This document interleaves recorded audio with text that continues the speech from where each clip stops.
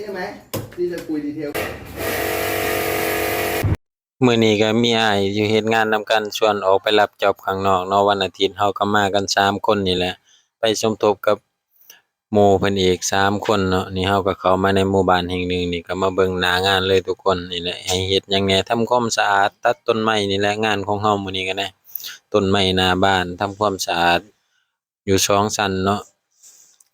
ห้องก็บ่ได้รกปานใดแต่ว่าฝุ่นค่อนข้างหลายบ้านที่เพิ่นปล่อยให้เช่าคนมาหลายแรงเนาะเพิ่นเลยจ้างเฮามาทำความสะอาดดูดฝุ่น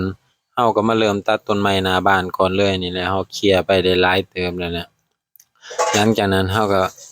มาล้างหลังบ้านต่อถึงมีปั๊มให้ฉีดเนาะฉีดล้างหลังบ้าน